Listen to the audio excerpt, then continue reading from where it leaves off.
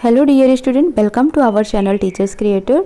आज के सेशन में करेंगे most important questions of childhood and growing up BEd first year. ठीक है, ये बीएड फर्स्ट ईयर के लिए है, आईजीओ मीरपुर रेवाड़ी स्टूडेंट्स के लिए। तो आप सभी के रिक्वेस्ट पर मैं ये वीडियो अपलोड कर रही हूँ, बट इससे पहले जो प्रीवियस ईयर मैंने वीडियो अपलोड किया है चाइल्डहुड एंड ग्रोइंग अप का, आप उन्हें भी देख लीजिएगा, वो भी बहुत इंपॉर्टेंट है। ठीक है, आप उनको भी एक बार देख लीजिएगा, उनके भी क्वेश्चंस आपके प्रिपेयर होने चाहिए और ये भी क्वेश्चंस आपके प्रिपेयर होने चाहिए। मतलब एक देखोगे तो आप कुछ क्वेश्चंस तो मिलते जुलते ही होंगे। ठीक है, तो आपको वो क्वेश्चंस भी आने चाहिए और ये क्वेश्चंस भी आने चाहिए, आपको स्किप नहीं करके जाना है। और आप सभी को पता है कि आपको करना क्या है, 80 मार्क्स का जो पेपर होगा आपको, उसमें आपको 4 क्वेश्चंस कंपलसरी करना है ना। और जो 40 मार्क्स के क्वेश्चंस हैं उसमें आपको 2 क्वेश्चंस करने हैं। पेपर आपके ऑफलाइन ही होने हैं और कब से होने हैं, 10 सितंबर से होने हैं। तो ये सभी चीज़ें तो आप सभी को पता ही होंगी। ठीक है, डेट शीट तो आपने देख ही ली होगी। तो यहाँ पर अब कुछ इंपॉर्टेंट क्वेश्चंस हैं यूनिट 1 टू यूनिट 4, जिन्हें आपको कम्प्लीटली प्रिपेयर करना है। ठीक है, इससे पहले आप चैनल पर नए हैं तो चैनल को सब्सक्राइब कर लें ताकि नेक्स्ट वीडियो की नोटिफिकेशन आपको मिलती रहे, और साथ ही साथ बेल आइकॉन को भी प्रेस कर दीजिएगा, लाइक शेयर दबा कर करिए। ठीक है, स्टार्ट करते हैं। क्वेश्चन नंबर 1 है, right short notes on the following. निम्नलिखित पर संक्षिप्त टिप्पणी लिखिए। Maturation and difference between growth and development means ये अलग अलग टॉपिक है आपका। व्हाट इज मैचुरेशन या कॉन्सेप्ट ऑफ मैचुरेशन या मीनिंग ऑफ मैचुरेशन, परिपक्वता क्या होती है। ठीक है, जो ज़्यादातर बच्चों में 25 या 24 प्लस के बाद आपको देखने को मिलती है। तो मैचुरेशन यानी कि परिपक्वता, ठीक है, कब होती है या क्या है, इसकी मीनिंग बतानी है। Difference between growth and development, विकास और वृद्धि में क्या अंतर है। बहुत ही इंपॉर्टेंट क्वेश्चन है, ये याद रखना कि ग्रोथ एंड डेवलपमेंट इतना इंपॉर्टेंट है कि इसके कॉन्सेप्ट पूछे जाते हैं, मीनिंग पूछी जाती है, डिफरेंस पूछे जाते हैं। ठीक है, तो ये बहुत ही अच्छे से आपको तैयार करके जाना है।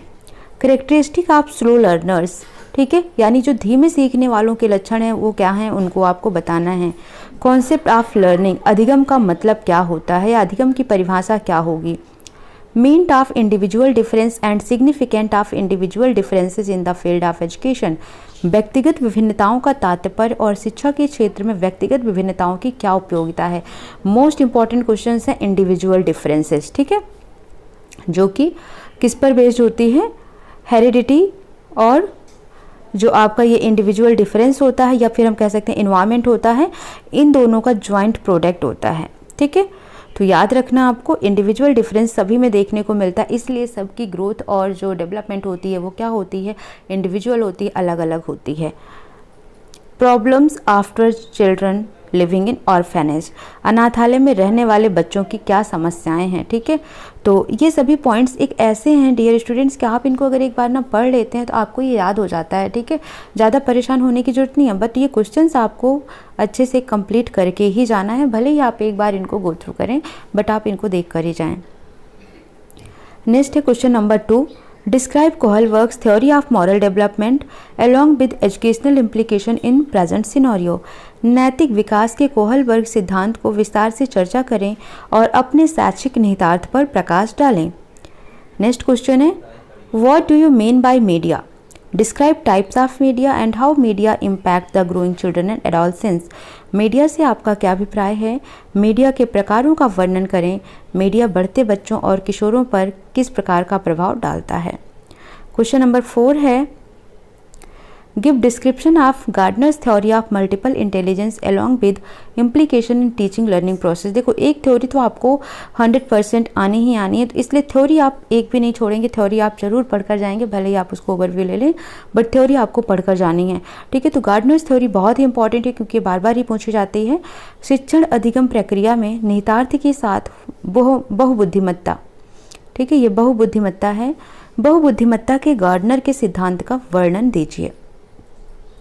क्वेश्चन 5 है ये, what is group dynamic, how does it help to understand structure and their function in different group.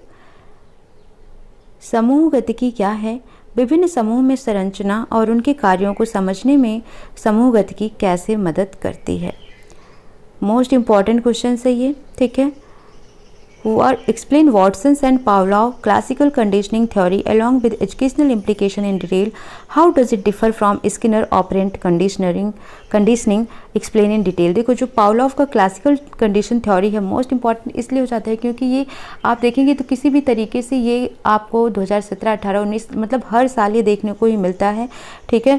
तो आपको Pavlov classical condition, Skinner operant conditioning theory, ये आपको और इंसाइटफुल लर्निंग थ्योरी, ये तीनों थ्योरियाँ आपको यहाँ से कंप्लीट कर ही लेनी है, ठीक है।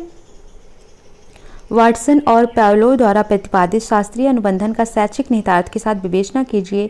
यह स्किनर के सक्रिय अनुबंधन से किस प्रकार अलग हैं, विस्तार से चर्चा कीजिए। Describe insightful learning theory with educational implication. शैक्षिक निहितार्थ के साथ अंतर्दृष्टि अधिगम सिद्धांत का वर्णन कीजिए। नेक्स्ट क्वेश्चन है, explain the relevance and applicability of various theories of learning for different kind of learning situation.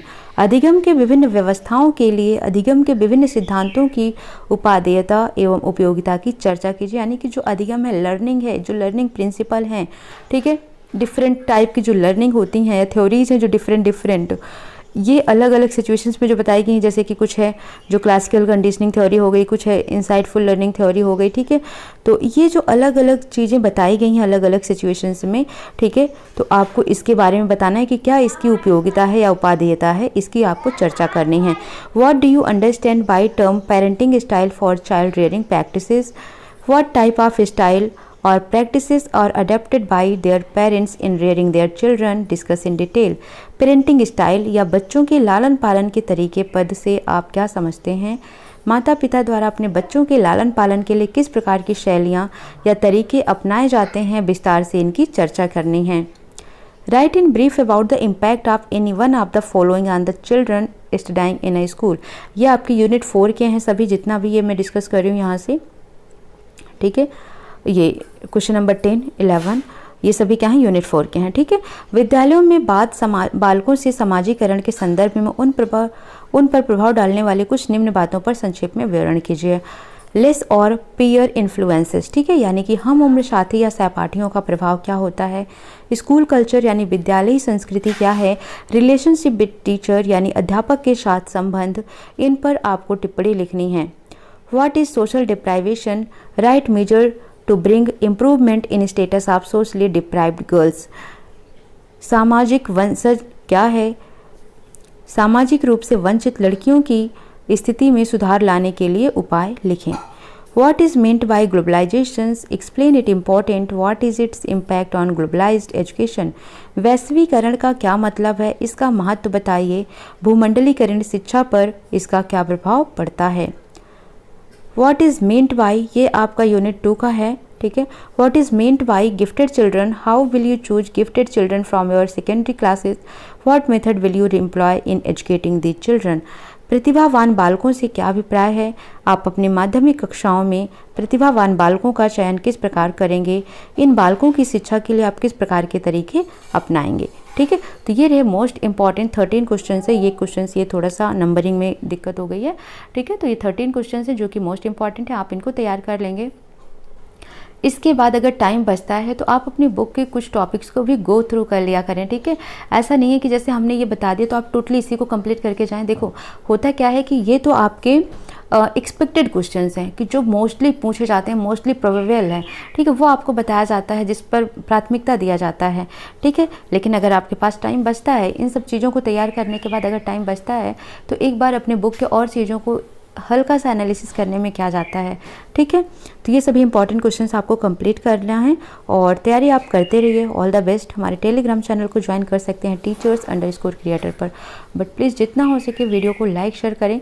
और आपसे ये बात जाननी है, ये आप बता सकते हैं कि आपको क्या इनकी क्लासेस भी करवानी है, बट इनकी क्लासेस मैं इंग्लिश मीडियम में ही ले पाऊँगी अभी फ़िलहाल, ठीक है। तो आप बता सकते हैं कि अगर जितने ये इंपॉर्टेंट क्वेश्चंस मैं बता रही हूँ, अगर इनके क्वेश्चंस भी चाहिए, आंसर्स भी चाहिए, तो मैं इनकी भी वीडियोस अपलोड कर दूंगी जैसा मेरे पास टाइम होता है। बट टोटली डिपेंड नहीं होना है, आपको अपने आप से भी तैयार करना है। मेरे पास जैसा टाइम होता है और जैसा भी मेरी हेल्थ रहती है उसके अकॉर्डिंग मैं आपको ये वीडियो प्रोवाइड करा दूँगी, ठीक है। सो मिलते हैं नेक्स्ट सेशन में। Thank you for watching, bye bye, take care.